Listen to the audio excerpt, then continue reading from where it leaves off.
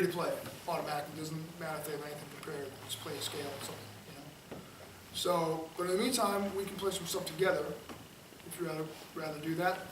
So, you guys want to go maybe through some of this maintenance stuff, the maintenance routine?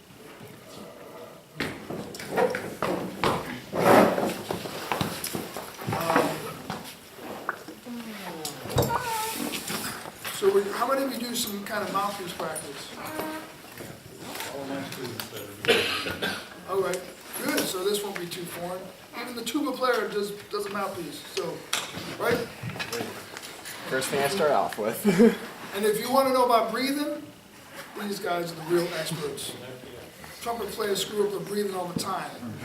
Tuba players do not, they're the best breathers. Tuba players and flute players, which maybe is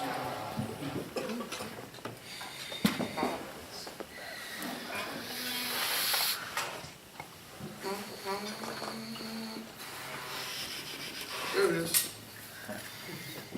Okay, so one thing too, when we play, I know you're just kind of messing around there for a second, but we should also think kind of about our body position.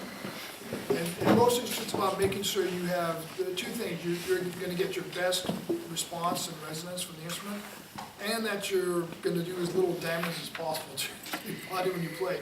Which sounds silly, especially for your younger folks, I think, but it's very easy for you to do something with your neck or your shoulders or other parts of your upper body where you can start to cause tension and sometimes real damage. So for me, my principle is, let's all kind of stand up for a second. I want to feel like, okay, my most natural position and with the shoulders down and back. So if you feel like you're doing this a little bit, if you've had a rough day, you might be kind of like, a little bit of this, try to shake it out, make sure everything's very kind of light. Do not bang your trumpet or anything if you do this. I have a bad habit of doing that myself. Make sure everything's in the clear. And just sort of let your shoulders kind of be back and down. All right? You don't want to have any sense of this kind of thing going on. Not forward and not up. All right? And then, when you feel like you want to make sure also none of your muscles in your neck are flexing. You know, there might be just really slight flexion to kind of keep your head in position, but it should be almost nothing. You want to feel like it's basically your skeleton is holding everything in place. As little muscle flexing as possible. So very relaxed, and you just pull up the horn to your face, and that's your natural playing position. Anything other than that is probably not very good. And if any of you, while you're holding the horn like that, are like, wow, this feels kind of weird, you might be doing something a little bit weird in terms of contorting your body when you play. Even you, I saw you turning your head the other day. I saw you tilting your head. Oh, yeah. All right? You don't do it all the time. I was like, what's he doing, man? Look at this going. Yeah. And so, what's that? He's sleeping. But it's like, you know, so now we can sit back down. But when you're sitting down, you're sitting so I've got this sitting on the stool, my legs, and everything's kind of a little more open. It's probably a little more natural. But even if you're sitting on a chair, you know, you want to make sure, sometimes if I'm sitting on a chair, I actually do exactly that. I get my legs underneath, which causes the torso to kind of open up a little more.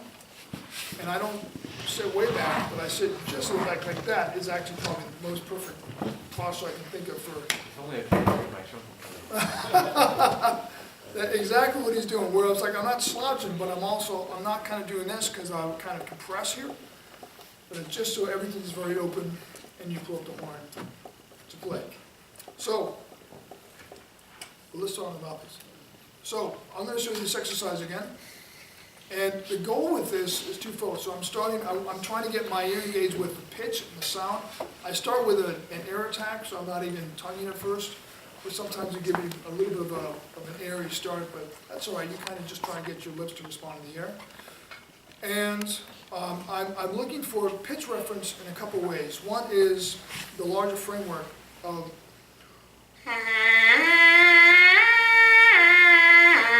sort of the octave and fifth relationship. I want that to be very consistent. And the other is about the intervals in between. So I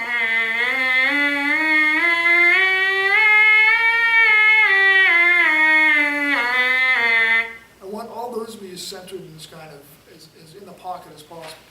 And we're thinking of kind of, you know, equal temperament here in this case, like the way you think of the intervals on the keyboard. rather than natural intonation, which is actually kind of more how our instruments work, right? So this exercise, let me just demonstrate the first part, and we'll try this together.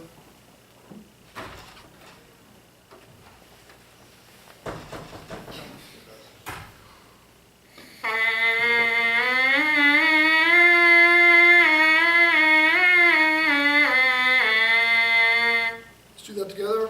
Big breath and then the breath attack.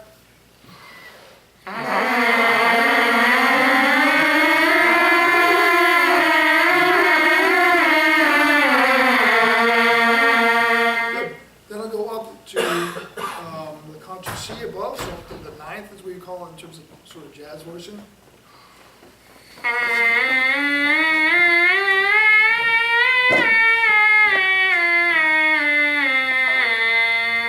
Let's try that together.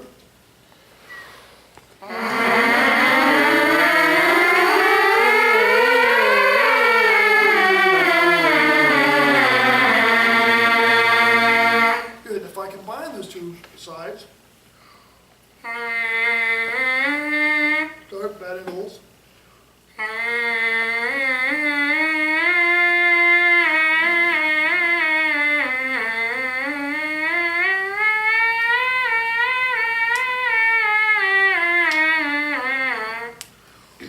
I didn't breathe. We'll take a good enough breath. But let's try that together.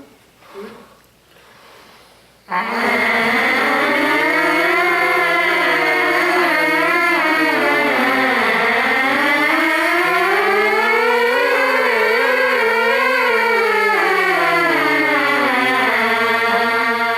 Good, and the rest of it is just going down.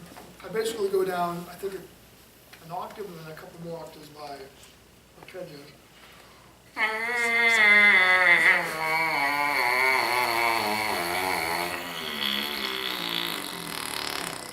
So 2 octaves by scale, and the last one is an arpeggio. And of course, it's barely real pitches because there's so many overtones in the sound down there, and there's only kind of one lip in the mouthpiece. So if you can't get down there, it has no bearing on your trumpet technique. It's just a matter of just trying to move air. So let's try the last part. We're going to do, there's nothing more beautiful than a bunch of trumpet players playing pedal tones on the mouthpiece together. So let's do that. We're starting on the contra B flat and going down. Nice.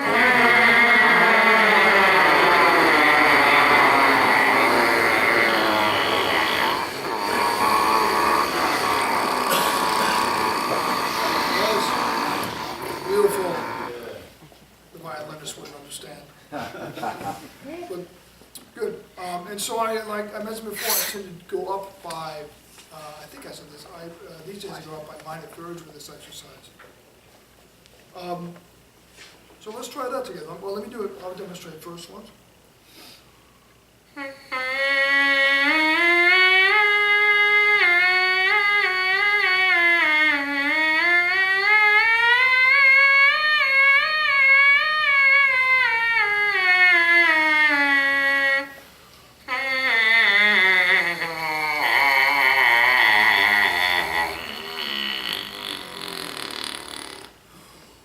If you feel completely out of breath at the end, that's good. That's how this is supposed to work. And if you don't, then you must have superhuman lungs, and that's pretty good too. So, all right, let's try that one together.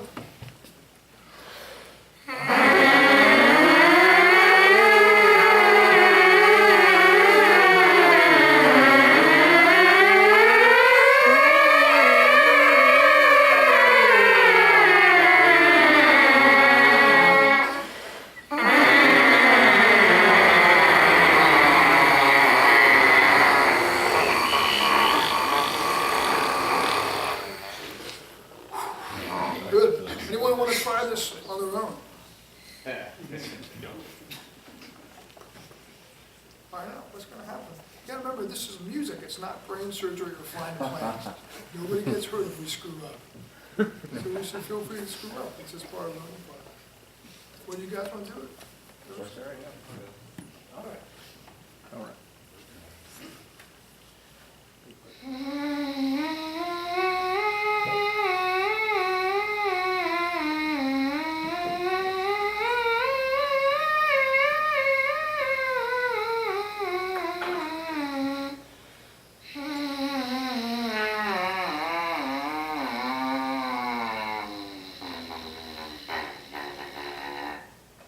Beautiful. Yeah, man. Good job. Dylan. What? Get out of here. Yeah, man. You want me to get out of here? I'm just kidding. No, beautiful play, man, and very, very efficient here. That's great. You've got Good job. nothing sort of extraneous going on there. That's exactly the idea. So, now why would we do this again? What are the goals here? This? You guys don't get to talk. Everything moving. Airflow, right? Every last night's gig. That's right. Right. Arthur. Yeah, right. Just gotta get, you know, kind of get the swelling on the chops, maybe. What were you gonna say, man? Clear tone, right. If you can get a pretty good sound on the mouthpiece, it's probably gonna be pretty good on the trumpet, right? What else? Ear training? All right, so trying to be accurate with the intervals, that's one thing. Another thing you did really well is like your intervals were right in the pocket. You know, the intervals and the larger framework. Good teacher. What's that? Oh, man, paid this man. I'm a trumpet player, I don't need money. So, good. And as kind of a bonus, it kind of wakes up your breathing, right? Because I find that when I do these exercises, if my breathing is lazy, I can't even get through the first part without running out of air. I'm like, oh man, you're breathing. You know, go back to this idea of being in a boring class. You ever catch yourself breathing like this? You're like just enough to keep your body from dying. It's not a good way to breathe for the trumpet, right? So sometimes we can make too big of a deal of breathing, I think, with the trumpet, but generally we want to both be energized and relaxed when we breathe. And lots of times we're a little bit lazy and we don't have our efficiency going in mouthpiece practice. It can be nice for that because we have very little resistance, which means we don't tend to be as efficient in our breathing, and that translates to easier breathing on the instrument. Good. So next, let's do a little bit of the bending stuff. How many of you have done bending exercises? Excellent. It's a very high percentage. Sometimes when I ask that question, everyone's like, don't even know what you're talking about. This is going to be tough to explain. So good, you guys get it. And so as I demonstrated, what I do, in addition to the typical, I bend a half step